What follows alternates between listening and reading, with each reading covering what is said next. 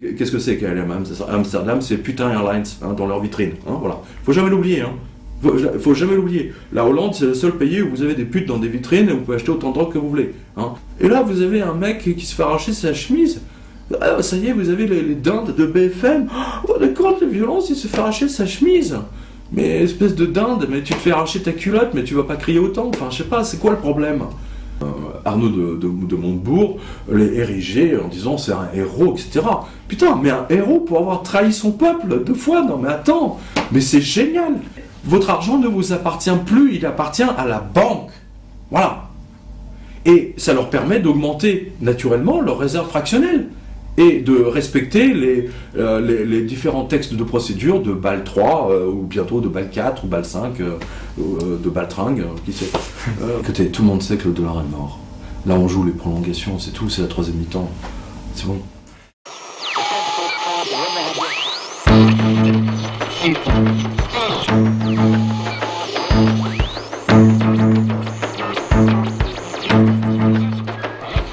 Chers internautes, bonjour. Nous sommes aujourd'hui en compagnie de Pierre Jovanovic. Bonjour Pierre.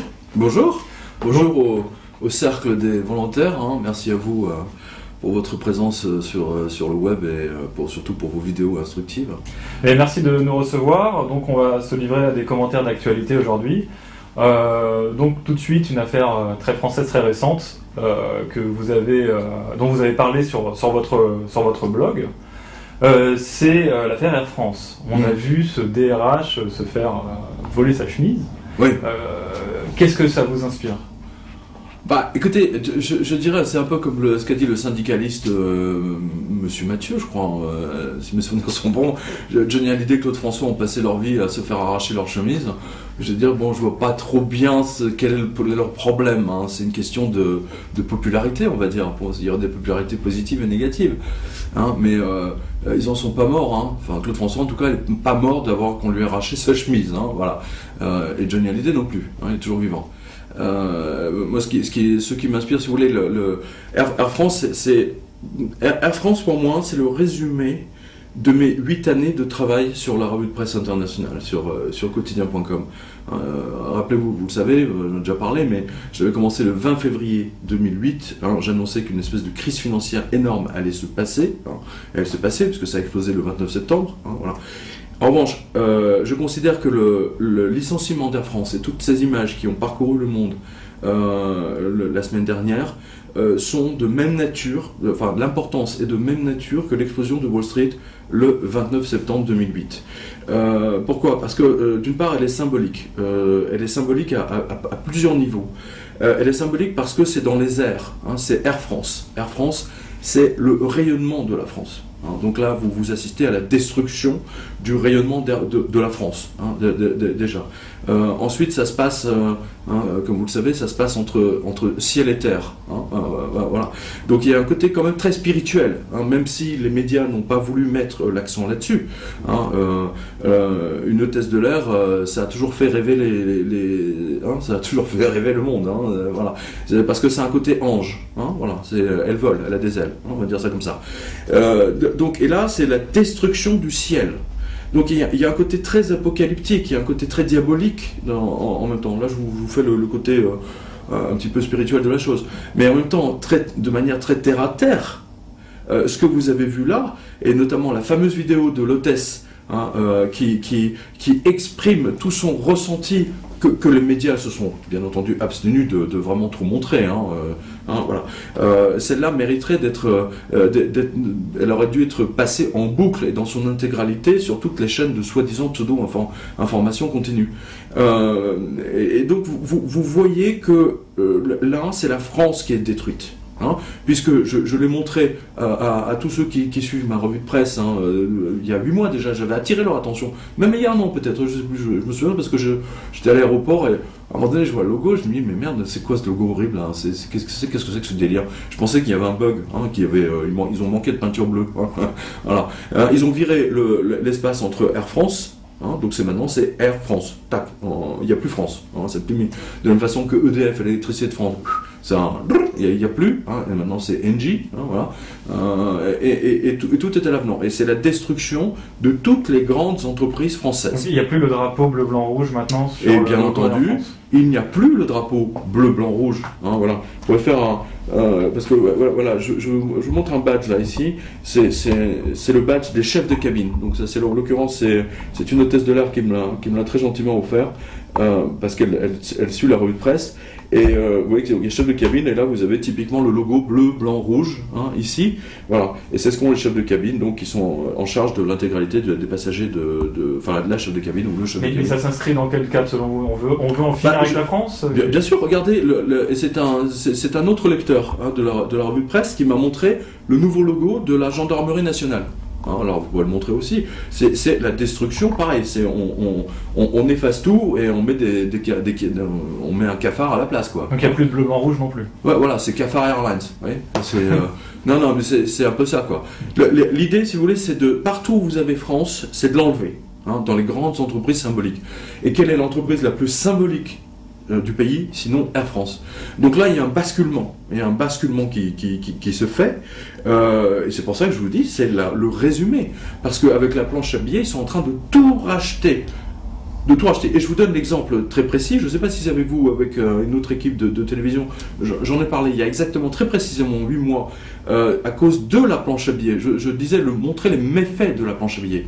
Vous savez que la planche à billets japonaise, que les Japonais, hein, les rois du PQ, hein, Made in Japan, achètent 30% des bons du trésor de la France.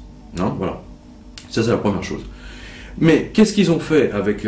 il y avait une compagnie japonaise, une grande compagnie, hein, longue distance, genre Air France, on va dire, qui était en faillite. Je ne me souviens plus de son nom, mais bon, on pourra le retrouver. Et figurez-vous que cette compagnie a été sauvée par une planche à billets spéciale faite par la Banque du Japon. Or, que veulent-ils faire ici, hein, là, je vais beaucoup plus loin maintenant, et je vais vous montrer parce que j'ai 8 ans d'expérience là-dessus. Ils veulent détruire Air France de façon à la mettre en faillite, d'accord, pour que ce soit remplacé par une autre. Hein, voilà. On a vu la même chose, par exemple, en Hongrie. La Hongrie, n'oubliez pas, vous l'avez vu, ils refusent les migrants. Hein, c'est pas innocent. Hein, ils veulent garder leur, on va dire, une entité nationale homogène au niveau génétique. Hein, c'est clair, net et précis. Voilà. Qu'est-ce qu'ils ont fait, hein, qu'ont fait les banques qui ont pris le pouvoir en Hongrie avec la libéralisation? Ils ont détruit la compagnie aérienne hongroise.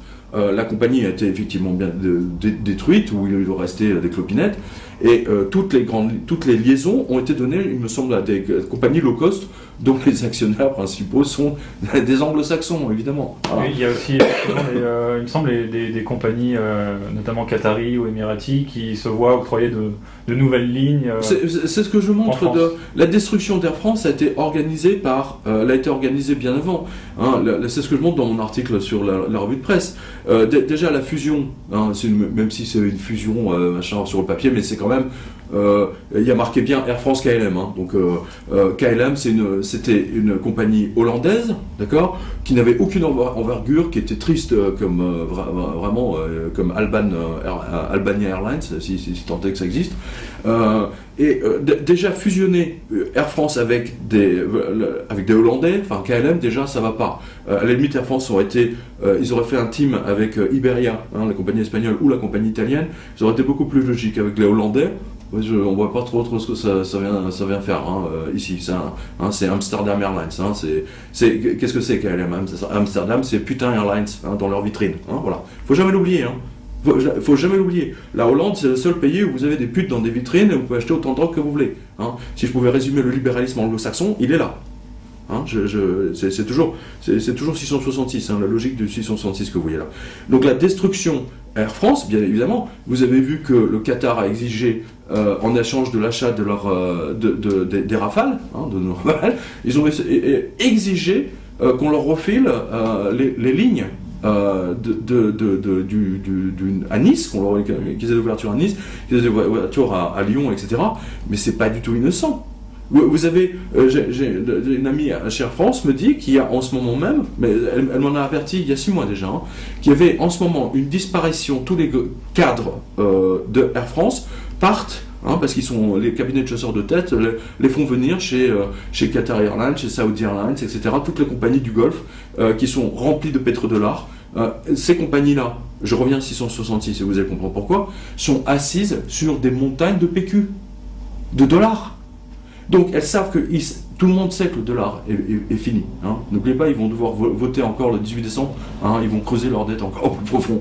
Ils savent que le dollar est mort. Donc ils doivent se débarrasser de leur montagne de PQ. Et donc ils achètent des Rafales, ils achètent même des trucs qui servent à rien. Voilà. Et c'est pour ça qu'en ce moment ils sont en train de racheter toute la France. Mais c'est pas que la France.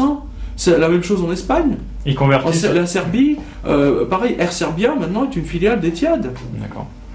C'est la compagnie Etihad, c'est Qatar, pas Qatar, Abu Dhabi. Et pour en finir juste avec l'affaire Air France, le Premier ministre Manuel Valls a parlé de violence. On voit quelqu'un qui se fait arracher sa chemise. Est-ce qu'on peut parler de violence? Est-ce que c'est légitime à votre avis? Non, c'est absolument pas légitime. Vous savez, je suis journaliste depuis 30 ans. Je me souviens notamment des affrontements CGT chez SKF. Dans les années 70, peut-être 78, 79, je vous dis ça comme ça de tête, où il y avait vraiment eu des batailles rangées entre les ouvriers qui étaient équipés de roulements à billes, et des roulements à billes dans un lance-pierre, ça fait des dégâts. Ça a été l'affrontement entre le syndicat du livre et Amaury, le grand patron du groupe de presse du Parisien Libéré à l'époque, etc.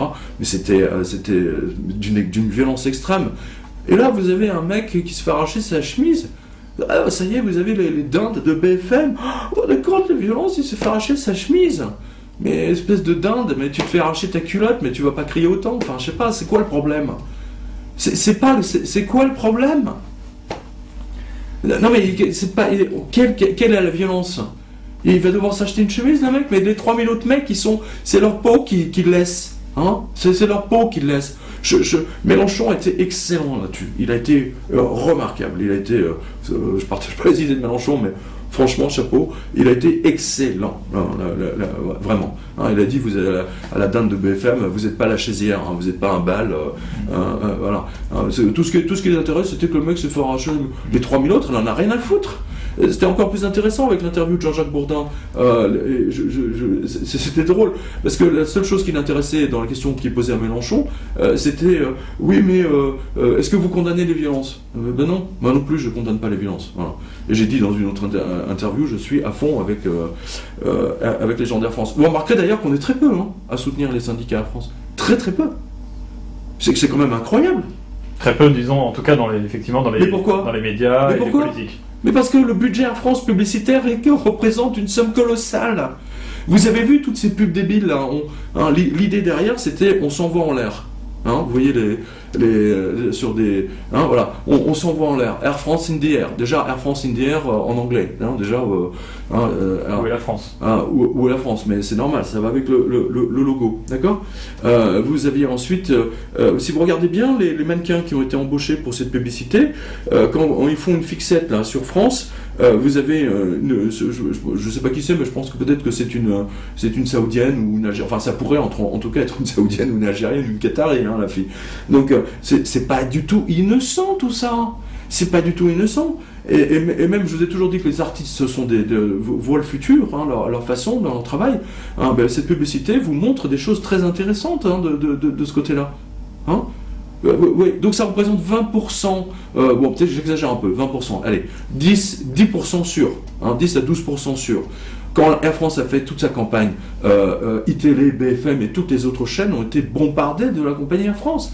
Vous naviguez sur Internet comme moi, vous pouvez pas regarder un seul truc sur YouTube sans vous taper 20 fois d'affilée la pub Air France. Donc ça a été colossal pendant un mois d'affilée. Voilà. L'Air France, machin, in the air. Et tout ça en même temps alors qu'ils sont en train de supprimer les liaisons. C'est paradoxal. En fait, mais derrière tout ça, c'est la destruction totale d'Air France. Et derrière la destruction d'Air France, c'est la destruction de la France. C'est le démembrement total, absolu du pays. Voilà. Mise à disposition sur un plateau d'argent au pétrodollars des Saoudiens, des Qataris et bien entendu des États-Unis. Parce que derrière les Qataris et tout ça, surtout les Saoudiens, vous avez Hein, c'est pas nouveau. Les États-Unis, effectivement, donc on aura l'occasion d'y revenir un peu plus tard au cours de l'interview.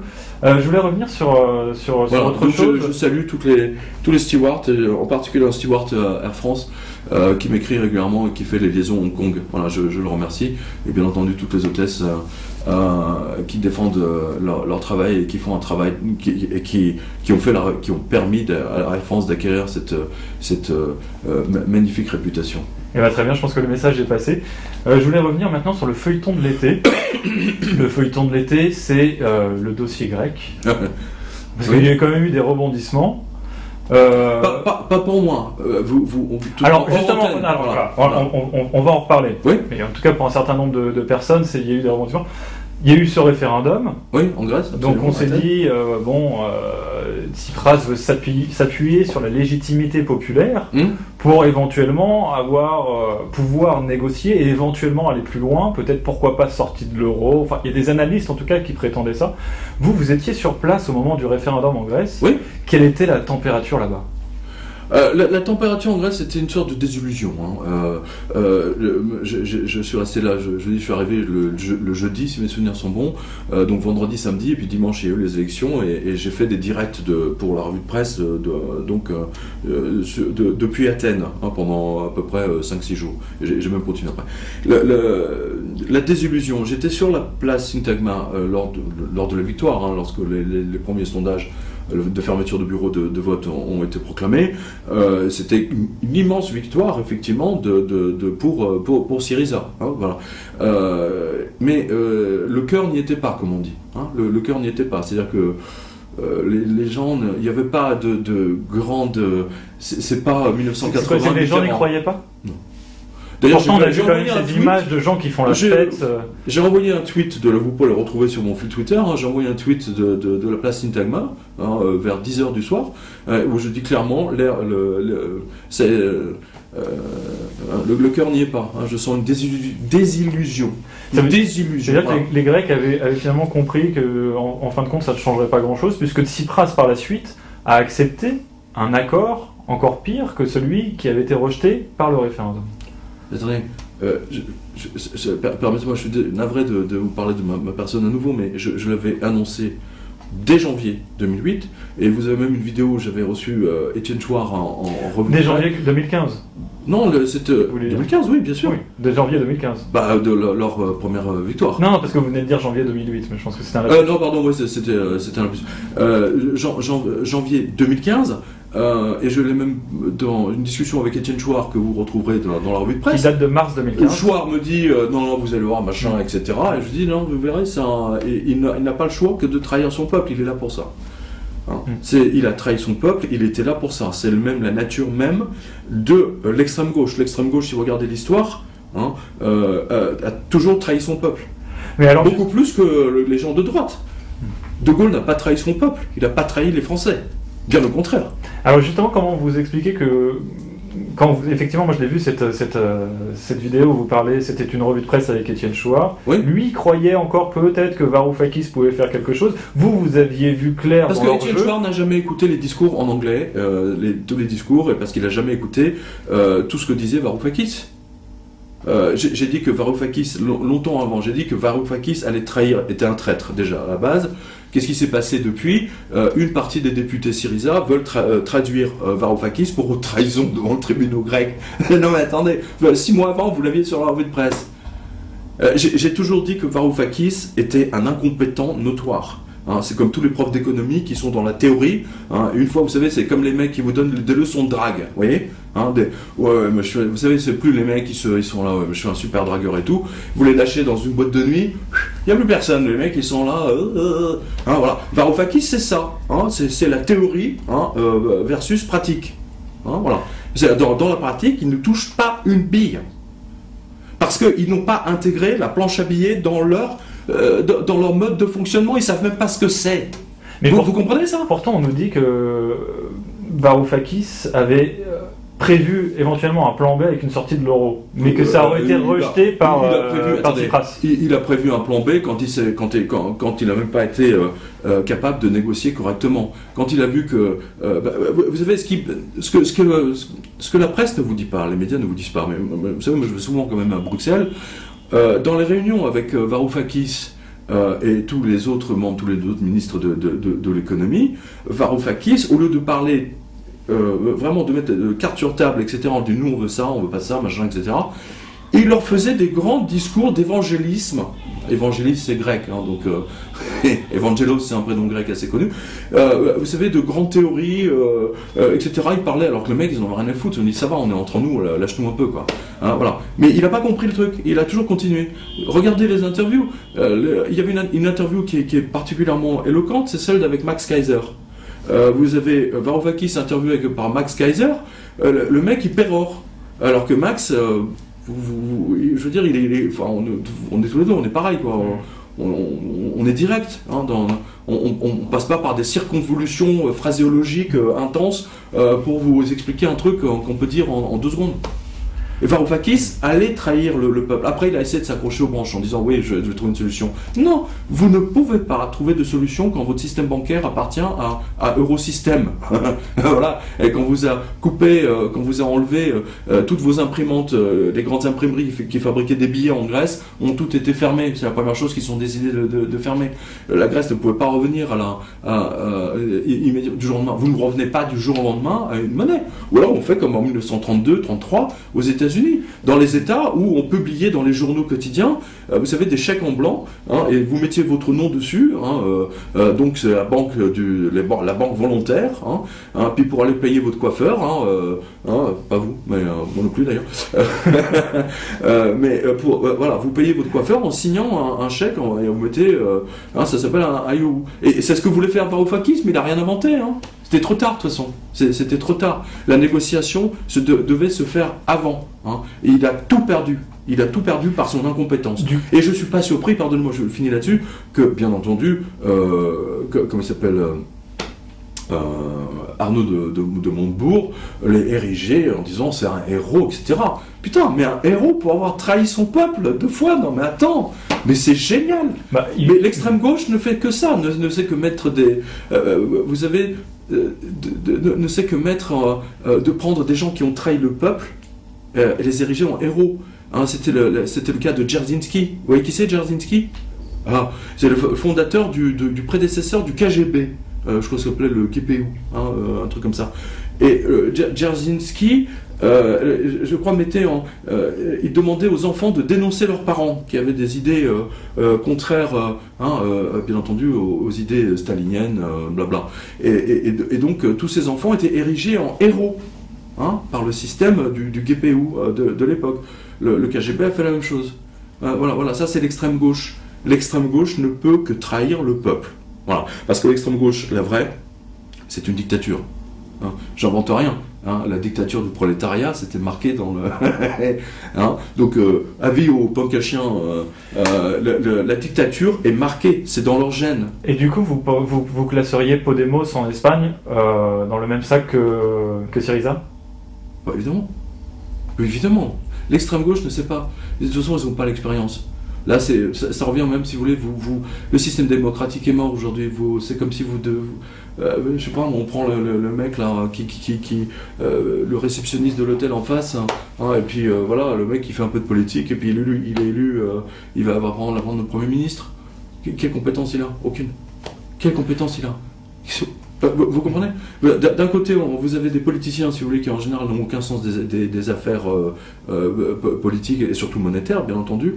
Et de l'autre côté, vous avez des universitaires théoriciens. Fabuleux, non? Et du coup, là, on voit que... c'est vachement gênant pour le peuple, ça. Hein. Du coup, on voit que Syriza a été réélu. Oui. Je rappelle quand même que Aube Dorée est toujours le 3e parti national de la Grèce. Hein. Ils ont fait 17%, c'est ça? 17% dans certaines grandes villes, ils n'étaient pas présents partout, hein, parce que le système les en a bien entendu empêchés. Mais quel avenir pour la Grèce avec Syriza qui continue à gouverner? Aucun. Vous avez d'ailleurs, aujourd'hui, cet après-midi même, vous avez des manifestations là de retraités qui ont pris d'assaut les centres le ministère du Travail, pardon, parce qu'ils veulent encore abaisser leur retraite. Mais ça, vous ne le voyez pas, on ne vous l'a jamais dit, BFM ne vous l'a jamais dit, quasiment. Alors là, ils ne vous font pas de direct de toute la misère que la Troïka est en train de créer partout. Et qui a racheté les aéroports, tous les aéroports d'Athènes? Tous les grands aéroports. Les Allemands. Les Allemands. C'est 14 aéroports, quelque chose comme ça, je crois. L'Allemagne, si vous voulez, est extrêmement intelligente. Hein. N'oubliez pas, ce sont des protestants calvinistes, hein, très, très souvent. Ce sont des gens extrêmement intelligents. Ils ont suffisamment de recul. Hein. Ils ont mis au pot, hein, pour la caisse européenne pour sauver la Grèce. Ils se sont dit, on va racheter les aéroports, on fait even, hein, voilà, on s'y retrouve. C'est win-win, comme dirait Sarkozy. Alors effectivement, c'est gagnant-gagnant. Donc c'est vrai que vous aviez, on peut vous le reconnaître, effectivement, vous aviez bien prévu que Syriza ne trahirait le peuple grec. Il y en a un autre aussi qui avait prévu la même chose dès janvier 2015, c'était François Asselineau, il faut aussi lui reconnaître ce crédit. Oui. Ça amène, mais tous les autres spécialistes, soi-disant spécialistes, en tout cas c'était quand même plutôt bien planté. Sora là aussi l'avait dit, je crois. Il me semble. Il me semble. Je vais pas dire vous vérifierez.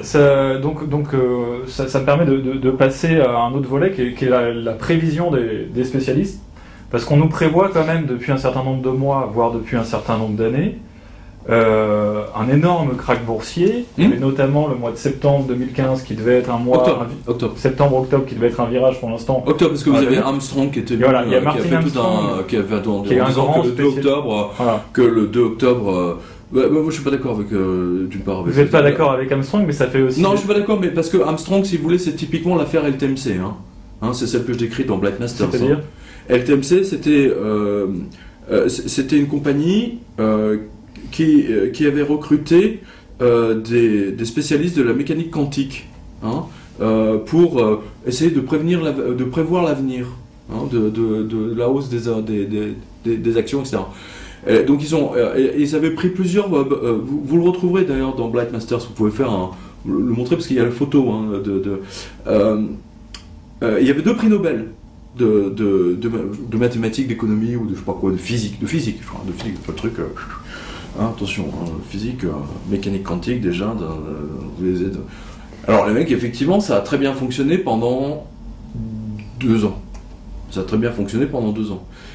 Et ensuite, le LTCM, une fois que les autres traders ont vu quelles étaient les positions de la LTCM, tout le monde s'est mis à copier le LTCM. D'accord. Et résultat des courses, ça a fait une explosion du nucléaire. C'était la première grande explosion nucléaire, mais elle a été cachée. BNP et Société Générale ont laissé beaucoup de plumes. Vous pouvez montrer tout ce chapitre, vous pouvez faire un film dessus, c'est vachement très important. Il y a un film qui sort sur Martin Armstrong, oui. Je ne sais pas s'ils en parlent dans le film, je ne l'ai pas vu, il est sorti en France en septembre. Oui. Je ne sais pas si vous l'avez vu. Oui, bien sûr, le producteur m'avait contacté. Et donc tout ça pour en revenir aux prévisions des spécialistes, donc des fois on ne voit pas, donc finalement on finit pas par voir venir ce qu'ils prédisent. C'est vrai que vous, ça fait quand même des années que vous annoncez un énorme tsunami. Oui. Et mais c'est en cours. Alors pour vous, c'est déjà en cours, ça se passe au ralenti. Le tsunami, je l'ai toujours dit, je crois, mais je vous l'ai même dit à vous, il y a déjà des années. Regardez le nombre de commerces fermés. Et là, vous avez une nouvelle alerte. Mais alors, vraiment, là, c'est l'alerte des alertes. J'ai encore un des lecteurs de la revue de presse qui m'a envoyé la une d'un journal local. Je ne veux pas dire de bêtises, je crois que c'est Mantes-la-Jolie. Donc c'est dans les Yvelines, c'est pas... d'accord, c'est pas en Grèce, mais voilà, c'est pas en Grèce. Mantes-la-Jolie. Pourquoi tant de commerces vides? Point d'interrogation. Le rédacteur en chef du journal se pose la question fin 2015. Vous voyez, le mec, vous voyez que c'est un bon journaliste, quoi. Mais bon, il a raison d'en parler, de le montrer. C'est un peu tard, mais bon, tant pis. Vous avez allez Porte-Maillot, Porte-Maillot. Vous allez voir toutes les boutiques fermées. Allez dans tous les grands centres commerciaux autour de Paris, Créteil, Soleil, machin, etc. Vous allez voir déjà. Et surtout, la ville de Metz, j'en ai parlé il n'y a pas très longtemps sur Twitter, hein, la ville de Metz a commencé à mettre des grandes photos, des posters géants sur les vitrines des commerçants pour faire croire que c'était qu'il y avait du monde. Hein, dans le genre, vous avez un boucher, donc vous avez un étal de boucher avec le boucher derrière, avec son stylo sur le... Donc ça veut dire que cet effondrement, finalement, on le vit au ralenti, c'est avec le chômage, avec l'activité qui... 81 mois ou 82 mois de chômage ininterrompu. Maintenant, voilà, effectivement, il y a les piscines, hein, toutes les piscines municipales dont j'ai parlé cet été, qui sont fermées les unes après les autres. Vous savez, les associations pour donner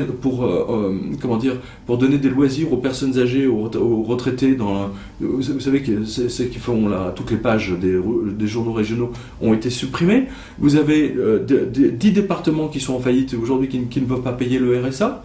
Hein, vous avez le 94 ou 93 qui ne peut plus payer le RSA, là on va se marrer quand ils vont pas le payer, là on va vraiment se marrer mec, hein, je vous le dis. Bref, la France emprunte à 13 semaines, pardon, parce que je raconte, à 13 semaines. À 13 semaines, ça veut dire c'est comme si vous, à 3 jours, vous ne saviez plus, vous pouvez plus vivre quoi. Hein, vous touchez votre paye et au bout de 3 jours vous n'avez plus rien. C'est ça que ça veut dire, au niveau d'un pays. Hein, si je devais remettre ça à notre niveau, à nous, particuliers, citoyens, machin. C'est ça. Qu'est-ce que j'ai eu 3 jours, même 1 jour. Un pays entier qui est obligé d'emprunter à 13 jours, ou 12 jours, c'est... Donc effectivement, on vit une sorte d'effondrement au ralenti, mais avec toute la planche à billets des Américains, tout le nombre de dollars et l'affaiblissement de cette monnaie, même si pour l'instant ça reste caché, ça va quand même finir par exploser. Il va quand même arriver un crack boursier. Là, vous avez les premiers cracks, là, je vais vous en donner 2. Alors, ça tombe bien, vous êtes arrivé aujourd'hui, donc ça s'est passé il y a 2-3 jours. Voilà. Quel jour sommes-nous ? Le 15 octobre. Non, mais quel jour de la semaine ? Jeudi. Jeudi. Ça s'est passé mardi. Hein, voilà. Mardi, et l'autre, je crois que c'est passé la semaine d'avant. Hein, voilà. La caisse des retraites des fonctionnaires de l'État de l'Illinois ne peut plus payer les retraités. Ne peut plus payer les retraités. Il y en a quand même un paquet dans l'Illinois. Et si me semble, ça c'est le département de M. Obama. Hein, parce que l'Illinois, il me semble que c'est Chicago. Sauf erreur. C'est Chicago. Ah, c'est bien ça. Voilà. Donc l'Illinois. Deuxième truc, toujours dans l'Illinois, où je crois qu'il y a un autre département, État américain qui fait la même chose. Vous avez ce qu'on appelle les loteries nationales, enfin d'État. Hein, vous avez l'État de Californie qui a sa loterie, vous avez l'État du Missouri qui a sa loterie, etc. Donc c'est des gros trucs, genre vous gagnez 45 millions ou je sais pas, 10 millions de dollars si vous remportez les numéros. Que fait le loto de l'Illinois ? Il dit, au-dessus de 600 dollars, je ne vous paye pas. Même si vous avez gagné 1000 dollars, je ne vous les donne pas, je vous donne un IOU. IOU, pardon. C'est une reconnaissance de dette en fait. C'est you. C'est I fuck you. Je vous dois. Non mais c'est ça, c'est I fuck you. Donc vous gagnez un bout de papier. Voilà. Vous avez tout résumé. À partir du moment où la loterie de l'Illinois, pourtant je rappelle quand même à vos spectateurs, ce sont les Américains qui font la planche à billets. Hein. Donc vous voyez bien que ça sert à rien. Ça ne sert. De toute façon, la planche à billets n'a jamais servi à aider les gens dans la rue, les petits commerces, etc., ou la petite entreprise. Ça a servi à racheter les actions d'IBM, hein, ou de Google, ou d'Apple, surtout d'Apple, pour qu'elles ne s'effondrent pas en bourse et que toutes les autres bourses mondiales ne s'effondrent pas. Donc finalement, ça gonfle des bulles spéculatives. Alors là, ah oui, ça, pour gonfler, oui, là, c'est... là, c'est du Schwarzenegger, il n'y a pas de problème. Hein. Vous savez, ça me fait penser un peu les mecs, vous savez, qui, vous savez, pour donner, qui sont musclés, vous voyez, se mettent des trucs là au niveau des épaules. Vous savez, vous avez pour vous donner une carrure, genre Superman, vous voyez. Ou alors les filles, vous savez, qui par exemple une petite poitrine, mais qui achètent des soutiens-gorge, vous savez, le genre de truc. Vous pensez que voilà, qu'il y a du monde au balcon et en fait, il n'y a plus personne. Une fois que vous passez, voilà, c'est la même chose. La planche à billets, c'est ça. C'est un miroir aux c'est diabolique. C'est ce que j'ai montré dans Blind Masters, vous l'avez lu. Hein. C'est là où j'ai comparé Blind Masters au cas de Buzzati, de l'écrivain italien, ou à cette nouvelle d'Honoré de Balzac. Hein. Quand le diable vous donne de l'argent, cet argent dure un temps, hein, ou même le maître Marguerite, hein, de Bulgakov, l'argent dure le temps d'une soirée ou d'une semaine, et après ça disparaît. L'argent papier disparaît en sable. Hein, voilà. C'est diabolique ce que font les États-Unis aujourd'hui, c'est diabolique. Et c'est parfaitement cohérent avec ce que j'ai exprimé dans 777 et qui plus est dans 666. Hein, il y a vraiment une logique dans tout ça. Hein, voilà. Alors pour parler pour faire une transition logique, justement, vous parlez d'argent papier. Oui. On voit que on va vers la fin de l'argent liquide. On voit que ça s'accélère. Ah bah, évidemment, le 1er septembre, le plafond de paiement en liquide est descendu à 1 000 euros. Et vous nous dites dans votre revue de presse que ça pourrait même descendre à 300. Bien sûr. Mais c'est pas moi qui le dis, hein, c'est votre centre des impôts. Ils se sont un peu mélangés les pinceaux. Hein. Ils ont fait les cons, donc aujourd'hui, si vous allez payer vos impôts, et vous verrez en bas de... Enfin, vous avez une photo pour la reprendre sur la revue de presse, hein, c'est un lecteur qui me l'a montré d'ailleurs. Vous avez cette... vous ne pouvez pas payer en liquide au-dessus de 300 euros. Voilà. Donc si vous avez, je sais pas moi, 500 euros à payer d'impôts, vous ne pouvez même pas leur donner 5 billets de 100, quoi. Ils vont vous obliger à faire un virement. Hein, c'est-à-dire qu'ils vont prendre vos 300 euros, et puis ensuite vous serez obligé de faire un virement de 200 euros. Allez chercher les mecs, les mecs de Bercy, mais ils en tiennent une couche, hein, c'est grave. Hein. Mais pourquoi 300 euros? Parce que le plafond va être abaissé et pour ne pas changer les centaines de millions de circulaires, etc., eh bien, ils ont tout de suite abaissé le truc à 300 euros, ce qui leur évitera de les réimprimer dans un an et demi, 2. Ils ont pris de l'avance et finalement le plafond de 1 000 euros va baisser à 300. Ils ont pris de l'avance pour faire des économies de papier, tout simplement. Vous savez, c'est Blind Masters qui dit souvent, hein, le diable se cache dans les détails. Hein. Ben là, vous avez un détail, il est gros comme une maison. Hein. Il suffit de regarder. Et du coup, suite logique, on apprend, c'est un papier des Échos qui nous dit que Non, c'est pas un papier des Échos. Les Échos, ils ont toujours 6 plombes de retard. Des distributeurs automatiques commencent à être désinstallés. Oui, mais c'était également le cas... non, pardon, je pensais pas à ça. Je pensais à la disparition des... les Échos, de toute façon, ont toujours 6 mois de retard. Parfois même, ils ne voient rien. Je reviens à votre question précédente, parce qu'elle est en relation avec celle-ci. La disparition de l'argent liquide. Je l'ai clairement montré dans 777. La seule solution, si vous voulez, c'est d'empêcher les gens de retirer leur argent des banques. C'est marqué noir sur blanc dans mon livre que j'ai écrit il y a 8 ans maintenant. Voilà. Aujourd'hui, on y vient. Le point de vous interdire d'enlever votre argent en cash de votre banque, c'est votre argent ne vous appartient plus, il appartient à la banque. Voilà. Et ça leur permet d'augmenter naturellement leurs réserves fractionnelles et de respecter les différents textes de procédure de BAL 3 ou bientôt de BAL 4 ou BAL 5 de baltringue, qui sait. Voilà. Non, mais c'est ça, hein, on est au BAL des baltringues. Hein, c'est vraiment les banques, c'est ça. C'est vraiment ça. C'est pour améliorer la réserve fractionnelle des banques. On va vous empêcher de retirer votre argent, mais du coup, la banque, sur son bilan, ah bah tiens, hein, monsieur volontaire, hein, et puis l'association des cercles des volontaires a 2 millions d'euros qu'elle n'a pas pu retirer, donc c'est à nous, donc on l'intègre dans le bilan. Cool. D'ailleurs, je vous rappelle, c'est un truc que j'ai montré là aussi à plusieurs reprises dans la revue de presse, grâce à mes lecteurs.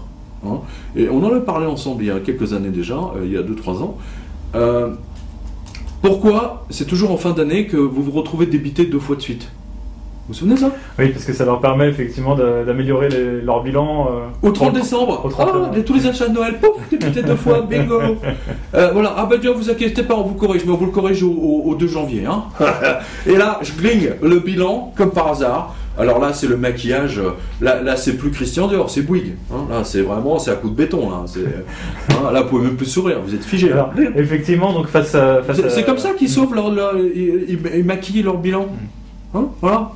Alors il y a effectivement beaucoup de vos lecteurs et puis des gens qui suivent les médias alternatifs qui ont compris qu'il y avait un problème avec l'argent liquide, que ça devient de plus en plus difficile de retirer l'argent des banques, que l'argent même papier ne vaut finalement plus grand chose théoriquement. Du coup ils achètent de l'or, de l'or physique, de l'argent, ouais.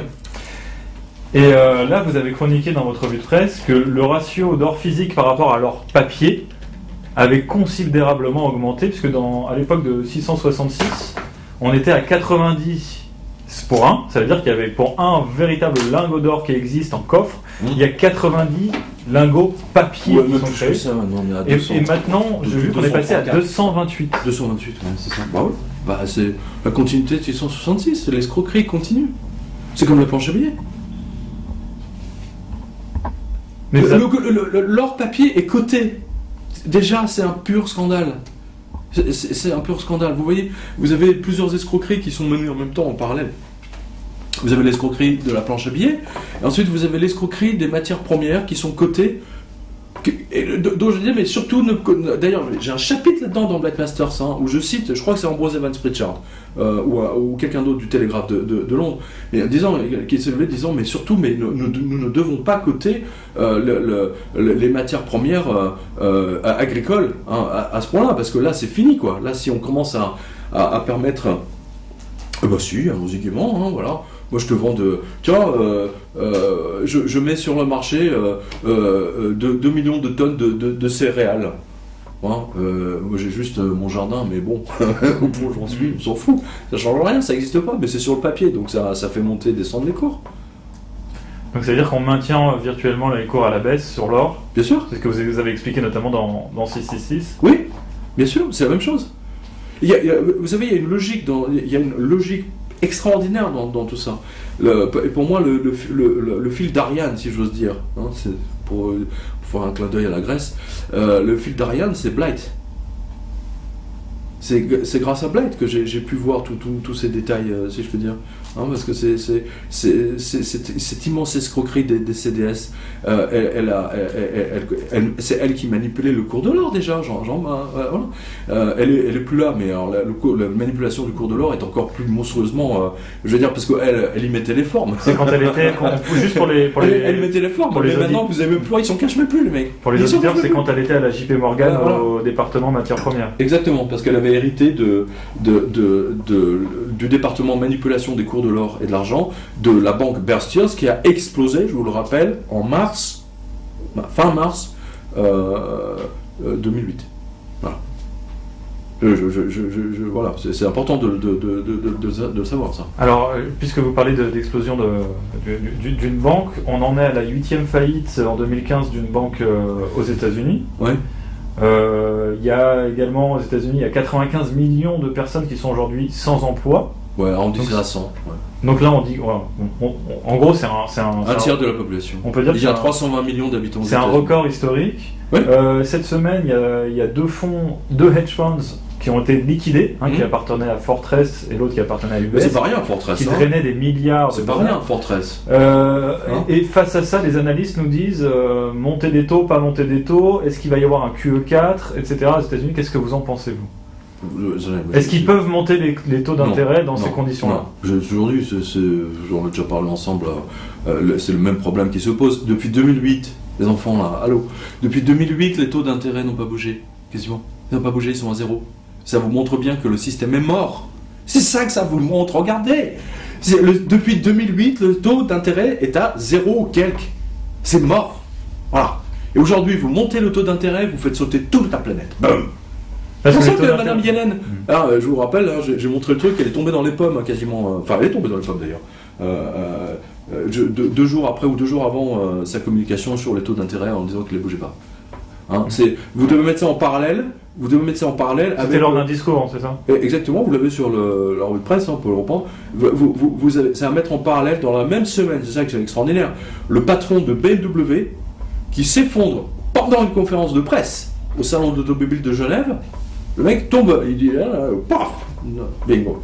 2 jours après, qu'est-ce que vous apprenez? Le scandale Volkswagen, dans lequel BMW, bien entendu, et tout le groupe Volkswagen, enfin toutes les marques sont parties prenantes. Voilà, c'est le même scandale que les CDS, etc. Vous voyez bien qu'on est dans la triche globalisée mondiale. Si Volkswagen en arrive là, si les Schleux en arrivent là, eux qui nous imposent, vous savez, le ISO 9000, vous voyez, c'est le truc, c'est des références, ça vient de Stuttgart, attention, il faut ISO 9000, les mecs, paf, tiens, nickel. Combien de voitures? 95 millions de bagnoles? Ou 100 millions, enfin je sais pas. C'est monstrueux. Mais c'est bon, tout ça pour gagner, tout ça pour permettre aux gens comment dire, enfin, au groupe de gagner de l'argent, au lieu de respecter la planète, ne serait-ce que ça, quoi. Non, ils s'en foutent, ils préfèrent gagner. La petitesse de ces gens est absolument monstrueuse. Hein. C'est la même chose dans l'automobile, la même chose chez les traders, etc. C'est une question maintenant de survie. Alors, vous avez tout le système qui vous dit que votre survie n'est qu'une survie financière. Donc les gens, ils essaient d'en amasser le plus possible pour essayer de survivre. Mais ils ne comprennent pas qu'entre les mains, ils ont un système monétaire qui repose sur du sable, c'est des sables mouvants. Hein. Alors justement, ils sont déjà empêtrés dedans. Ils sont déjà empêtrés dedans. Effectivement, donc on voit que si les États-Unis finalement n'augmentent pas les taux, c'est parce qu'ils vont pouvoir faire un QE4 et faire encore plus de planches à billets. Donc c'est pour ça qu'ils n'ont pas intérêt à monter les taux, c'est pour faire entrer des liquidités encore pour maintenir artificiellement finalement ce système en place. De l'autre côté, on a quand même un phénomène qui n'est pas inintéressant, c'est de la Russie et la Chine, hein, qui aujourd'hui commercent en devise nationale. Donc ça il était temps qu'ils se réveillent. Et ça peut même encore accélérer la chute du dollar. Ça a déjà accéléré la chute. Écoutez, tout le monde sait que le dollar est mort. Là, on joue les prolongations, c'est tout, c'est la troisième mi-temps. C'est bon. Et ça n'a rien de... Franchement, vous le savez pertinemment. Et il y avait... c'est intéressant parce que... Mais cela dit, juste pour finir sur cette idée, pas plus les Russes que les Chinois n'ont intérêt, si vous voulez, à arrêter le système. En revanche, à partir du moment où les Américains, parce que les Américains, bien entendu, comme quelqu'un qui est acculé, le dos au mur, etc., va tricher à tous les niveaux, à un moment donné, les Chinois, les Russes n'auront d'autre choix que de leur rentrer dans l'art. Ça a déjà commencé en Syrie, hein, vous l'avez remarqué. Hein. Tout à fait. À partir du moment où le porte-avions russe a débarqué en Syrie, hein, voilà. Et les Chinois qui sont avec eux, je veux dire que c'est en parfaite homogénéité avec toujours l'Apocalypse de Jean. Hein. Dans l'Apocalypse de Jean, c'est un des rares endroits où il est très très précis. Hein. Il dit une armée de 200 millions d'hommes va débarquer, là où il y a l'Euphrate, machin, enfin, il donne les fleuves. Aujourd'hui, vous n'avez qu'un seul pays au monde qui est capable de mobiliser 200 millions de soldats, c'est la Chine. Que viendrait faire la Chine? À l'époque, je me suis posé la question quand j'ai écrit 777. Que viendrait faire la Chine au Moyen-Orient? Aujourd'hui, on peut le comprendre, effectivement. Aujourd'hui, on peut parfaitement le comprendre. Je veux dire, s'ils font la guerre, ils soutiennent les Russes, évidemment. Alors, et pourtant, il y a quelques années, en 2011, on se rappelle qu'il y avait eu un projet de créer finalement une monnaie internationale qui était basée sur les droits de tirage spéciaux du FMI. Vous m'avez déjà posé la question, ça, dans une interview. Oui, ça avait été vraiment discuté. Même le président était Medvedev pour la Russie à l'époque. Oui. Il avait fait des propositions. Ils avaient même frappé des pièces d'or où il y avait marqué Unity in Diversity. Et ça avait été refusé par les Américains, en fait, à l'époque. Évidemment, ils ne peuvent que refuser, mais vous plaisantez ou quoi? Ça rappelle l'épisode où Antal Fekete, quand il était conseiller à la Maison Blanche, elle dit voilà, on va revenir au Standard Or. Les mecs, du jour au lendemain, il a été éjecté, quoi. Donc voilà. Mais ça aurait été pour eux peut-être la possibilité finalement d'atterrir un peu en douceur et de sortir la tête haute. Est-ce qu'on peut pas imaginer qu'avec des politiques plus responsables aux États-Unis, on revienne à ce genre de projet? Non. Et que ça évite une explosion du dollar. Vous avez vu, moi j'ai vaguement regardé les débats, etc. Vous avez vu les politiques américains. Je vous dis, la démocratie aujourd'hui n'a plus un sens. N'oubliez jamais, la France d'aujourd'hui, elle repose quand même sur Napoléon. Napoléon a tenu le pays pendant, sans vouloir je crois que 20 ans, au moins 20 ans. Louis XIV, avant lui, il y avait Louis XIV. Louis XIV a tenu le pays pendant 50 ans, si mes souvenirs sont bons. Même un peu plus longtemps. Donc vraiment vous pouvez pas, à partir du moment où les mecs sont obligés de se prostituer pour se faire élire tous les 4 ans, tous les 5 ans, forcément ce sont les grands groupes derrière qui payent. Je te donne 2 millions mais tu me fais voter cette loi-là derrière. Voilà, qui gagne. On le voit dans l'affaire Big Malion. On le voit à l'affaire des faux comptes mais il y en a des millions comme ça. Goldman Sachs a financé quasiment tous les candidats aux États-Unis. Le Black Master, c'était derrière financer Hillary Clinton. C'était sa copine. C'est pas innocent. Aujourd'hui, ce que vous voyez, c'est la fin de la démocratie. C'est très net. C'est très très net. À partir du moment où le peuple a payé pour les piscines municipales et sous prétexte que 2 connards dans une mairie ont signé des prêts chez Dexia, Hein. Et aujourd'hui, ils sont obligés de fermer les piscines municipales un peu partout en France et en Navarre.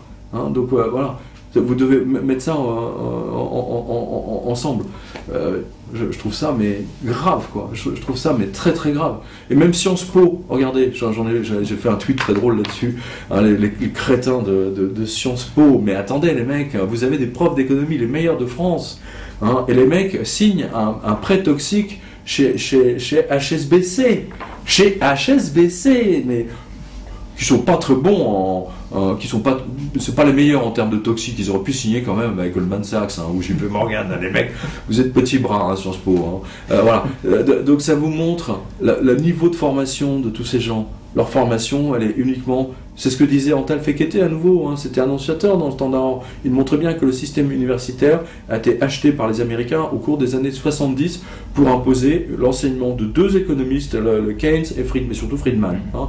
Friedman qui légitime, avec sa connerie, avec ses travaux, la planche à billets.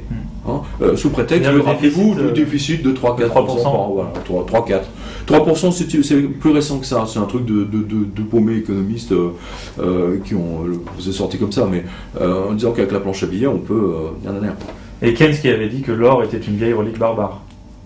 Voilà, il avait parlé de la relique barbare. Vraiment en disant, à la limite, Keynes, on peut le comprendre. Keynes, parce que pour Keynes, il dit, c'est pas notre réserve d'or qui est importante, c'est la richesse, c'est notre éducation, c'est notre système éducatif. Keynes dit, on a Stanford, qu'est-ce que je dis, Oxford, hein, on a Oxford, on a Cambridge, on a, on a un système de formation. Je veux dire, c'est la richesse, elle est là. Bah, techniquement, il n'a pas tort. Il y a ça, mais malheureusement, il n'a pas vu, il n'a pas compris qu'il y a aussi l'or. Très bien, mais je voulais revenir maintenant sur un peu en France, parce que vous avez relayé un article d'Agoravox qui parle des vrais chiffres du chômage. Oui. Et donc on arrive sur un total... Oui, Agoravox fait une très bonne analyse tous les mois, après tous les chiffres de chômage. Et là c'est vraiment inquiétant parce qu'on arrive sur un total à 10 millions de chômeurs. Oui. Quand on prend les catégories A, B, C, D, E, on est déjà à 6,4 millions, et après il faut rajouter encore les gens qui sont RSA, qui touchent des allocations handicapées, et tous les sans droits qui ont moins de 25 ans, etc., qui voudraient travailler mais qui ne peuvent pas, et on arrive à 10 millions. Donc c'est absolument monstrueux. Bon, ça va, on est en retard par rapport aux Américains. On est en retard par rapport aux Américains. Mais les Américains, ils n'ont pas de sécu, ou très peu. Donc ça veut dire que les chiffres du chômage en France sont pas... L'élastique de la sécurité sociale. Pourquoi croyez-vous que Sarkozy, la première chose qu'il ait faite quand il est arrivé, comme par hasard, vous avez vu que son frère a été nommé, alors que si mes souvenirs sont bons, hein, c'est pour ça, vous savez, le journalisme, c'est aussi avoir un fil historique dans la tête. Sarkozy a un frère qui avait déposé le bilan d'une grosse boîte, je me souviens plus du nom, vous retrouverez. Et comme par hasard, le même mec, donc son frère, se retrouve bombardé à la tête de, je crois que c'est Malakoff Médéric. Hein, c'est ça. Voilà. C'est quoi? Mais à l'époque, on n'avait pas obligé les Français à avoir une complémentaire santé. Hein, rappelez-vous, maintenant aujourd'hui, tout le monde est obligé, à partir du 1er janvier 2016. Et là, le frère Sarkozy, il est à la tête il est en meilleure position que son frère, d'ailleurs, Nicolas. C'est drôle. Hein, vous voyez que vous êtes toujours beaucoup plus à l'aise quand vous êtes à la tête d'une grosse entité privée, parce que là, vous n'avez pas besoin de passer aux élections tous les 4 ans. Hein, c'est ce qui avait fait la puissance de Black Masters, en l'occurrence. Voilà. Aujourd'hui, et c'est pas innocent si Nicolas Sarkozy avait nommé son frère, c'est parce qu'il savait qu'il allait détruire la sécurité sociale. C'est les ordres qu'il avait reçus de la part des Américains. Et puis via l'Union Européenne quelque part. Mais l'Union américaine, c'est les États-Unis, vous le savez bien. Je ne sais pas si c'est à vous que j'avais raconté l'épisode de Madame Fontaine. Hein, et des micros que la CIA avait mis dans ça c'était exactement, je peux vous le dire, c'était, je sais parce que j'étais dans l'avion avec Madame Fontaine, avec elle, c'était 93 quoi, ou 94, hein, l'affaire des écoutes des micros de la CIA posés au Parlement européen à Bruxelles. Voilà. Et Madame Fontaine, qui était présidente de l'Assemblée européenne, il y a un député, je ne sais plus lequel, qui s'est levé et qui lui a posé la question: est-ce que vous allez mettre des protestations sur le fait que les Américains posaient des micros dans notre Assemblée ici? Madame Fontaine a fait question suivante.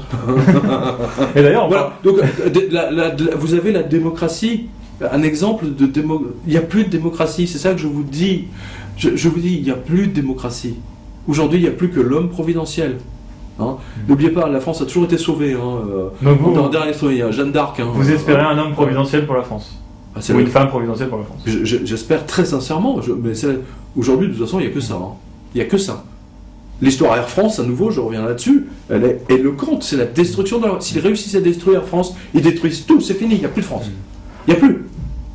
Mais c'est cohérent dans leur plan. Si vous regardez leur plan de leur point de vue, mais c'est remarquable, c'est génial.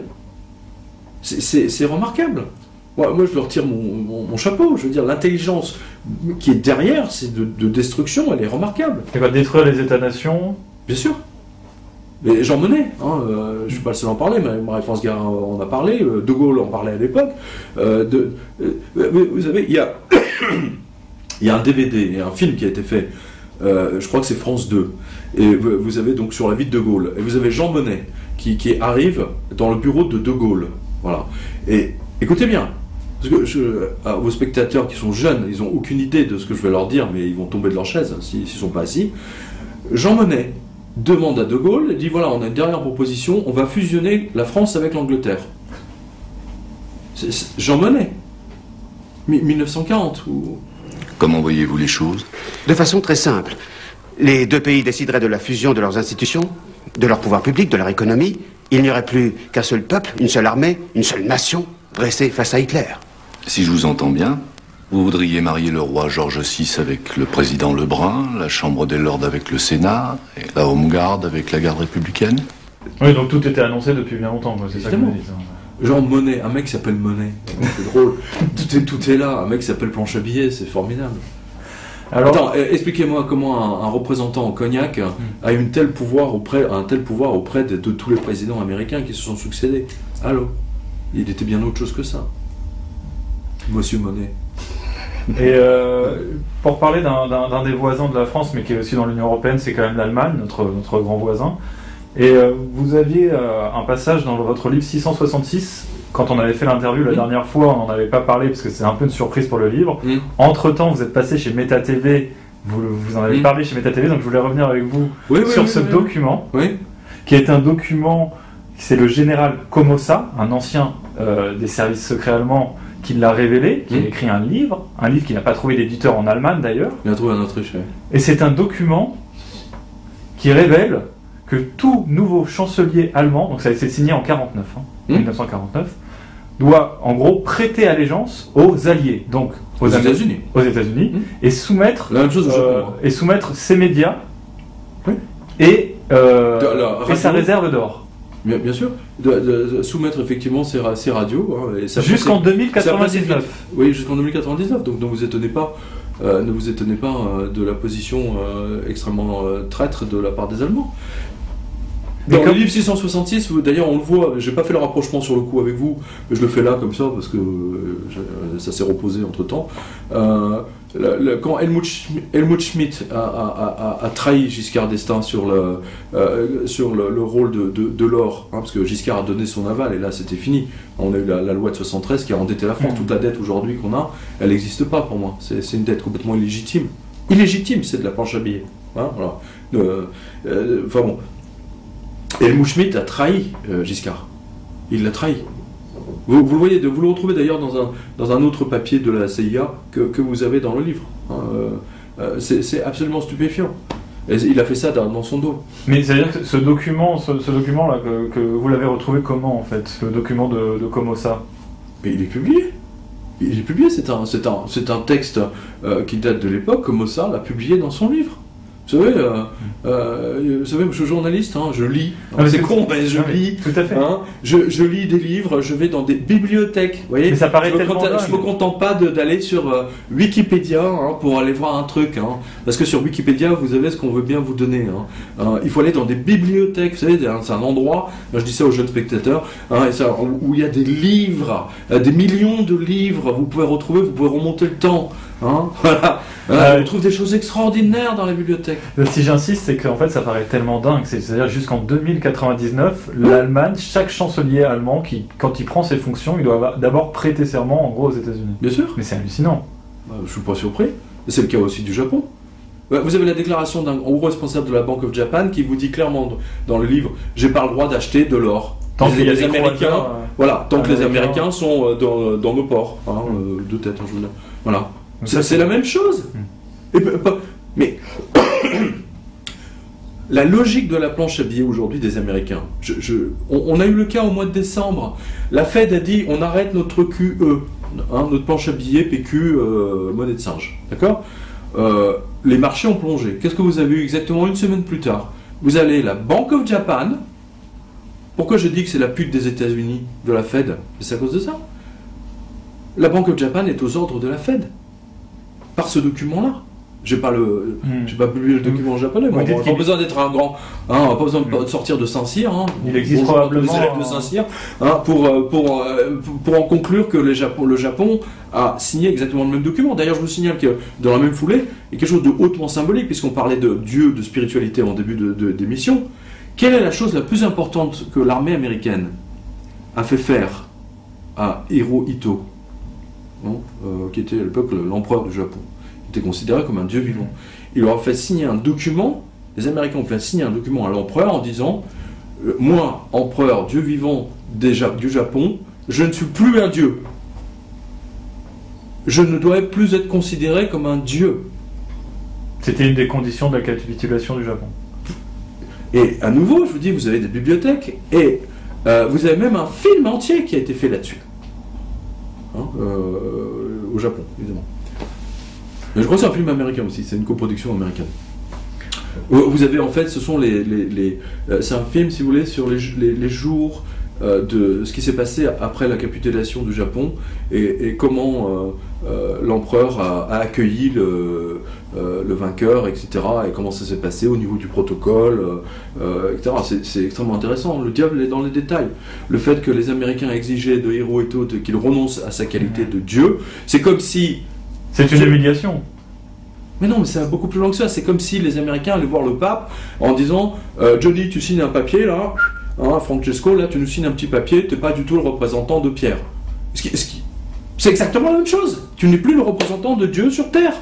C'est la même chose, merde. Hein, mais que fait ce dernier pape là, cette espèce d'enfoiré, hein, partout où il va, surtout quand il va en Israël, il enlève sa croix, et maintenant vous le voyez plus avec sa croix. Jean-Paul II, vous le voyez avec sa croix, hein, Benoît XVI aussi encore, c'est même un miracle. Hein, c'est-à-dire qu'il a presque honte d'être catholique aujourd'hui. Ah oui, vous le voyez plus avec sa croix. C'est fini, c'est une église qui est morte. Ça montre à nouveau un chapitre de 777, et vous avez l'illustration en Autriche il y a quelques jours, ou à Rome, je ne sais plus, enfin c'est un prêtre autrichien, peu importe, hein, il dit moi je suis prêtre, etc. Je suis homo, voilà, d'ailleurs voici mon mari ou mon mec, je ne sais plus, hein, ça a fait un scandale il y a une semaine, 10 jours. Vous l'avez dans 777, c'est l'un des passages de texte de Jean, hein, à cause de tes fornications. À cause de tes fornications. C'est clair, net et précis. Oui, et puis vous dites qu'effectivement le Vatican est devenu finalement une prostituée en fait. Bah c'est ce que je montre dans le livre 777, c'est la prostituée. On renvoie les auditeurs à votre livre 777. Et son mari n'est pas mort. N'oubliez pas, son mari par définition est immortel s'il n'est pas mort. Hein. Qui est immortel aujourd'hui, c'est Jésus. Hein. Enfin bon, il n'y a pas que ça comme détail, vous en avez plein d'autres. Hein.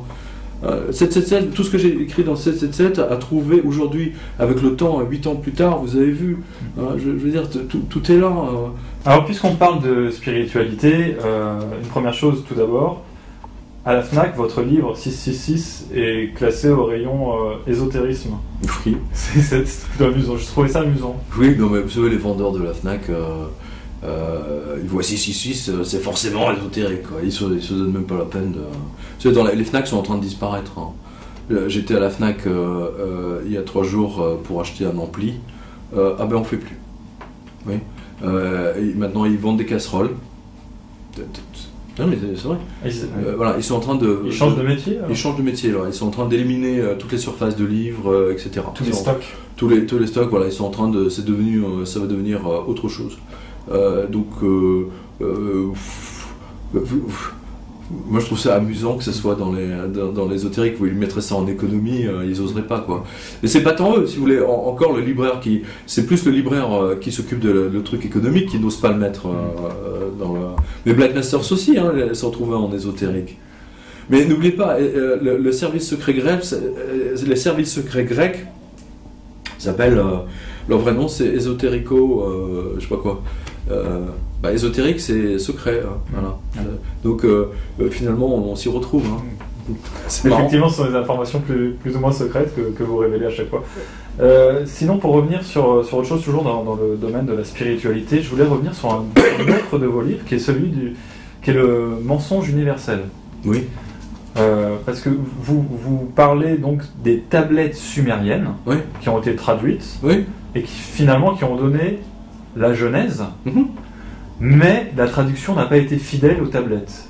Non, c'est qu'en fait les spécialistes ont refusé de faire la connexion, quoi. Alors que vous avez par exemple le Vatican, je me souviens plus du nom, je crois que c'est du prêtre, je me souviens si c'est pas de Genouillet, quand il avait traduit, parce que les grands assyrologues c'était l'école du Vatican, hein, faut jamais l'oublier, hein, ils ont une école spéciale pour ça.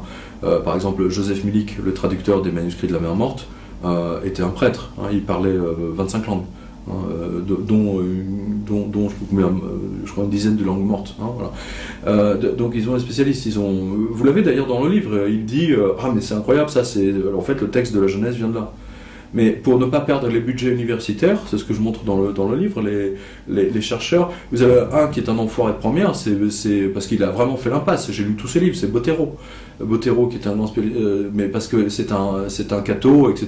Donc ils ne veulent pas que vous fassiez le lien entre l'histoire de Ève qui sort de la côte, quoi. Voilà. C'est un texte sumérien, tout simplement, mal traduit, c'est une histoire de cul en plus, c'est drôle. Non, c'est une histoire de baise. Hein, c'est un dieu qui couche, voilà, il y a la déesse et le dieu, le monde est dépeuplé, ils sont tous les deux, et puis ils ont un enfant, et puis bon, à un moment donné, sa fille grandit, et il se rend pas compte que c'est sa fille, donc il la voit, elle est superbe, alors là, hein, elle donne naissance à un enfant, en fait il est en train de peupler la terre, hein, c'est intéressant. Si vous allez au Louvre, hein, si vous allez au Louvre, vous avez une statue du prêtre, pas du prêtre, pardon, du fameux dieu égyptien Amon, d'accord, et vous avez la tablette qui, bien entendu, avec la pudicité des conservateurs, mais ce qu'il dit clairement, je me suis masturbé, hein, et dans mon éjaculation a donné le Nil. Ce texte est de même nature. Ils n'avaient pas de problème avec le cul. Hein. Mais ce qui veut dire que finalement la Genèse donc, de l'Ancien Testament, ça a été complètement repompé sur ces tablettes sumériennes. Sur celle-là, le livre de la Genèse, tout ce qui est Adam, Ève, dans le jardin, la pomme, le serpent, etc., c'est le mensonge universel. C'est Enki et Ninhursag, absolument. Mais vous avez la tablette est au Louvre, hein. Elle est au Louvre. Il n'y a aucune indication dessus, hein. Aucune, strictement aucune. Mais vous avez toute la traduction du livre. Les gens qui le lisent me disent, j'ai un lecteur, il s'appelle Monsieur K à Strasbourg, il donne beaucoup de conférences sur ce livre parce qu'il m'a dit quand il a lu ce livre, ça l'a tellement bouleversé que il m'a dit mais comment ça se fait que vous êtes encore vivant, ils auraient dû vous tuer quoi, pour avoir écrit un truc pareil. Mais le professeur Attinger, c'est le rare spécialiste de la grammaire sumérienne, m'a gentiment, très gentiment, je le remercie encore une fois, la traduction de son texte de Ninhursag. Vous avez tout dans le livre, vous avez tout, vous pouvez le montrer, vous avez même les signes, machin, etc., la traduction, différentes versions. Mais est-ce que ça vous pose pas de problème justement parce que en tant que chrétien, ça veut dire que l'Ancien Testament a été bidonné. Alors que quand le texte de la Genèse, oui. Le texte de la Genèse, bien sûr, évidemment. Toute cette partie du Jardin d'Éden, oui, totalement. Mais ça vous pose pas de problème en tant que chrétien que attendez, faites le distinguo entre Ancien et Nouveau Testament. Hein. Faites bien le distinguo entre Ancien et Nouveau Testament. Hein, je fais le distinguo, mais la Bible, quand on parle de la Bible, c'est quand même les deux. Oui, mais ça veut rien dire, techniquement. Ça veut rien dire, c'est juste un truc, tout ce qui concerne Dieu ou les dieux. Voilà. On les met tout ensemble, mais en fait, il y a un distinguo très net, pour moi, c'est l'Ancien et le Nouveau Testament. Et pour en revenir donc sur ces tablettes sumériennes... Sur ces tablettes, c'est une tablette, c'est Enki et Ninhursag. Pour faire le parallèle un peu avec ce qui se passe aujourd'hui, donc si on se replonge, je vais pas raconter toute l'histoire, mais en gros c'est des dieux Anunnaki qui ont vassalisé la Terre, qui ont Ça c'est un autre texte. Voilà, ça c'est un autre texte. Très intéressant d'ailleurs. Qui, Très qui intéressant. ont J'aime beaucoup des ce travailleurs, ou plus ou moins des esclaves qui travaillent pour eux, et qui un jour se Oui, révoltent. je vous le fais très simple, j'en Allez-y. parle dans 666. Si vous voulez, c'est les dieux, si vous voulez, dans leur paresse, et on dit, bon, on va créer des esclaves, puis voilà. Et vous avez, d'ailleurs, vous avez un parallèle là-dedans. J'ai publié un livre qui s'appelle Athéna et le Jardin d'Éden. Athéna, donc c'est grec ça, Athéna et le Jardin d'Éden. Vous avez la pomme que fait Athéna? Elle crée, elle prend de l'argile. Qu'est-ce que vous avez dans la Bible de Sumérienne? Ils prennent de l'argile, ils modèlent un être humain. Voilà. Et pour lui donner vie, parce que tant que c'est de l'argile, ça ne peut pas bouger, d'accord? Alors je me souviens plus du nom du dieu ou de la déesse sumérienne. Ils vont tuer un dieu méchant, un dieu, et ils le tuent. Donc si on va dire, on tue Lucifer et on prend son sang, et dans une tablette d'argile, on va mettre le sang de Lucifer pour lui donner vie, quoi, pour qu'il se bouge un peu. Voilà, pour lui Et donner donc vie. il crée. Et là, c'est l'explication beaucoup plus rationnelle au fait de l'existence du mal dans la société. Et ça recoupe très bien le livre de Howard Bloom, Le principe de Lucifer. Attention. Très intéressant d'ailleurs. Tout à fait. Que vous éditez au Jardin des Livres. Pour moi, ça fait partie du top je sais pas, des milliers de livres que j'ai lus, ça fait partie du top. Et justement, donc l'homme est créé comme ça finalement pour servir le dieu Anunnaki. Et c'est finalement. Mais qu'est-ce qu'on fait à Lourdes? Qu'est-ce qu'on fait à Lourdes quand on va à Lourdes? Vous offrez à la Vierge des prières. Vous lui offrez une énergie dont elle peut se servir pour faire des miracles. Quand vous récitez un autre Père, c'est pareil. Vous donnez de l'énergie à Dieu pour faire ou à Dieu, enfin, on va dire, pour agir dans ce monde-ci qui est extrêmement matériel. Voilà. Dans 666, il y a un passage, ça concerne d'ailleurs la Yougoslavie Milosevic, c'est dans un film, vous avez la réunion de Zeus, vous avez Athéna, etc., Apollon, Vénus, et une déesse demande à Zeus de faire un miracle pour un humain. Et Zeus regarde sur Terre et il fait un focus sur l'être humain et dit non, je ne peux rien faire pour lui, il n'a jamais prié de sa vie. C'est intéressant. C'est vrai qu'il ne dispose pas, si vous voulez, dans sa base de données de quelque chose. Il a prié, encore s'il avait prié un Dieu, déjà c'est reconnaître que ce Dieu existe. Attention, c'est vachement important quand même.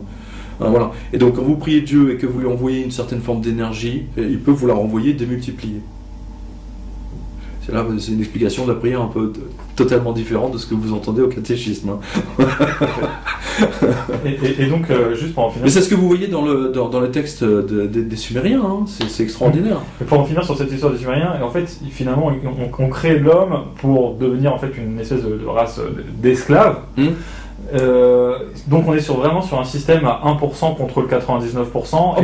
Et aujourd'hui, c'est très bien. Vous avez un article, j'ai vu ça. Je crois que c'est on en revient là aujourd'hui. Vous avez 0,1% qui détient, je crois, 40% de la richesse mondiale. 0,1%, voire même plus. Je crois que c'est 85 familles qui détiennent autant que les 3,5 milliards Exactement. Les plus pauvres. Et quand on prend la pyramide là, de ces traits hyper riches, dans cette pyramide, vous avez les ultra le top qui détiennent toute la planète, quoi, grosso merdo. Donc c'est quelque chose qui ne va plus. Le texte de l'Apocalypse de Jean, vous faites très bien de parler de ça. Le texte de l'Apocalypse de Jean, ça montre quoi? Je vous l'ai toujours dit, c'est une apocalypse monétaire. Il va détruire l'intégralité de ces Uber riches qui tiennent le monde. Il va les détruire, littéralement. Vous verrez, de toute façon, quand les DAP sont... vous savez, quand vous voyez toutes ces affiches de la banque postale que mes lecteurs prennent en photo, que je montre dans la revue de presse, qu'est-ce que vous voyez sinon une limitation de plus en plus d'empêcher les gens de retirer le fruit de leur travail? C'est le fruit de leur travail qu'on empêche de retirer. D'accord? À partir du moment où les esclaves ne peuvent plus toucher à leur fruit de travail, c'est fini, le système est mort. Bonjour au guichetier de la banque postale. Et donc pour vous, ce qui se passe aujourd'hui avec les événements au Moyen-Orient, vous l'avez dit tout à l'heure, une armée de 200 millions d'hommes, donc c'est la Chine. Il en existe ça a été une. écrit donc aussi dans l'Apocalypse de Jean. Absolument, vous pouvez le reprendre. Vous pouvez le montrer, je vous montrerai le passage tout à l'heure. Le déroulement des événements finalement est logique et cohérent de l'Apocalypse. Exactement. Il y a une cohérence totale et absolue. Hein. Donc on y va apocalypse monétaire d'un côté et cette espèce d'affrontement de cette armée de 200 millions d'hommes qui va débarquer au Moyen-Orient. Quoi. Donc ça veut dire que selon cette analyse, ça risque pas de se terminer... De sitôt? Ah non, par la voie diplomatique en tout cas. Aucune chance. Bon. Enfin, espérons, sincèrement. Moi, franchement, je vous dis, tant qu'on peut... le problème, si vous voulez, c'est que quand vous avez 10 millions de chômeurs en France, 100 millions, 95 millions de gens aux États-Unis qui ont juste de quoi survivre, ça sert à rien de vivre. Ça sert à rien de vivre. Vous savez, j'ai lu un des livres qui m'a le plus marqué également, c'est les mémoires de Ptahhotep, je crois. Les mémoires de Ptahhotep, c'était un prêtre égyptien. Et il a eu la chance de vivre très vieux. Pour l'époque, hein, parce qu'à l'époque, à 30 ans, déjà vous étiez un vieux. Hein. Et donc lui, il a vécu jusqu'à l'âge de 80 ans. Hein. Et donc il dit il fait le bilan de sa vie. Hein, il dit j'ai perdu le goût à cause de la vieillesse. Je ne bande plus parce que je suis trop vieux. J'ai perdu le sens de l'odorat parce que je suis trop vieux. À quoi ça me sert de vivre? Et il appelle les dieux. Il veut mourir en fait. Il veut partir. Parce qu'il s'emmerde sur cette terre, hein, parce qu'il ne peut plus goûter aux femmes, il ne peut plus goûter ce qu'il mange, il ne peut plus sentir le parfum des fleurs. Vous me suivez? Donc c'est pas très réjouissant tout ça. Vous savez, attendez, ne vous leurrez pas, hein, tout le monde va mourir, hein, vous aussi. Hein. C'est pas une question de... Votre mort n'est pas spécialement réjouissante, mais moi ce que je montre dans le livre l'enquête sur Alexandre Gardien, il y a une vie après. Hein, voilà. Il y a une vie après, il y a une éternité. Ici, c'est un passage, c'est pour faire le plein d'émotions. C'est vraiment pour faire le plein d'émotions. C'est très important que vous compreniez ça. Vous savez, j'ai rencontré dans ma carrière de journée beaucoup de gens très très très riches, les Uber riches là, comme vous dites. Vous croyez qu'ils sont plus heureux que vous? Vous croyez ça? Okay. Rien, zéro, nada. Parce que c'est même pire pour eux. Parce qu'en général, ils se demandent, quand ils sont aimés, hein, que ce soit un homme ou une femme, ils se demandent si la personne les aime pour elle ou pour leur argent. Et en fait, leur obsession de l'argent devient telle qu'en fait, ils deviennent complètement parano. Et regardez, vous avez plein de films sur la vie des milliardaires. Ils ont des tocs, ils finissent tout seuls, entourés de gardes du corps qui leur apportent à manger, ils ne voient plus personne. Et ils finissent par ne plus se laver. C'est intéressant d'ailleurs. C'est très marrant. Oui, bah c'est pour ça qu'au Cercle des Volontaires, on a fait le choix de ne pas être milliardaire.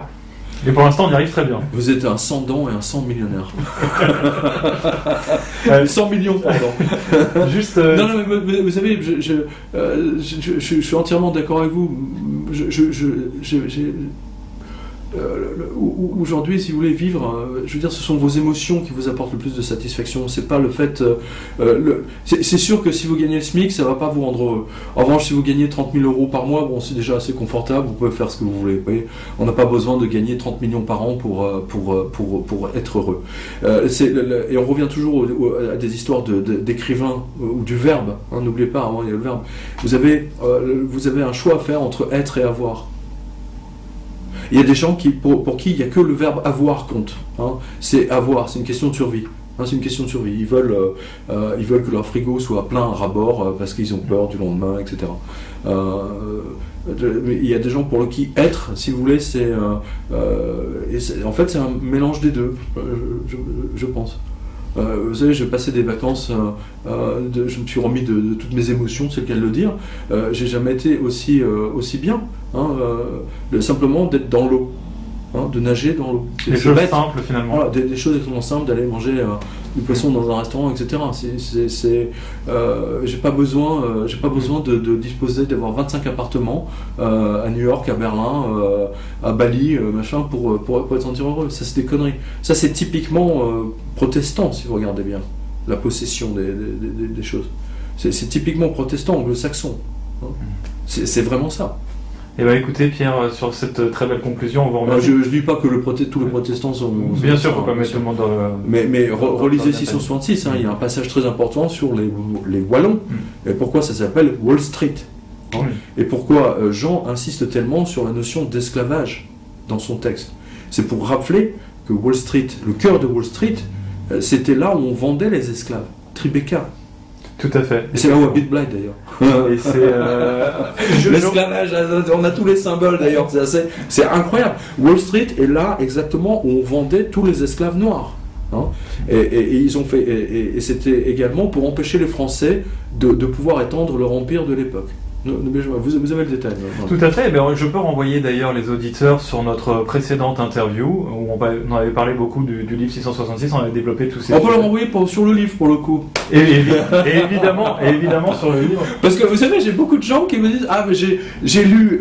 Je sais pas si on le voit bien. J'ai regardé l'interview du Cercle des volontaires, c'est formidable. C'est comme si j'avais lu votre livre. Bon écoutez, très bien. Dieu merci, il y a beaucoup de Français qui m'ont fait l'honneur de lire le. Mais vous savez, une interview c'est bien, mais un livre, il y a quand même infiniment plus. C'est-à-dire que la puissance d'une interview avec vous, par exemple, dans le livre, elle est démultipliée. C'est ce que m'a dit un autre lecteur. Il me dit, mais c'est 1000 fois votre interview avec le Cercle. Ah oui, tout à fait. Moi, je confirme, le livre, il m'a mis 100 dessous et je le conseille vraiment à tout le monde, quoi. Écoutez, c'est très très gentil. Et donc, vous êtes en tournée d'ailleurs encore pour la promotion du livre. Oui, il y a des trucs. Il y a Marseille. Je serai à Caen, à Marseille, à Angers, à Arras. Voilà, mais j'ai espacé un petit peu là c'est tous les mois en fait. Très bien. Voilà. Et la revue de presse c'est jovanovic.com. Et là c'est la revue de presse, c'est sur jovanovic.com, vous avez toutes les vidéos que vous retrouvez. J'en fais une demain d'ailleurs, j'enregistre, ça va être une surprise. Très bien, et écoutez, on vous remercie Pierre Jovanovic. C'est moi qui vous remercie, franchement je vous remercie pour la qualité de vos interventions, c'est absolument remarquable. J'ai beaucoup de vos spectateurs qui m'ont écrit d'ailleurs pour me dire que ils étaient vraiment, ils aiment le format de votre, parce que ça permet vraiment de bien cogiter. Merci beaucoup. Merci à vous.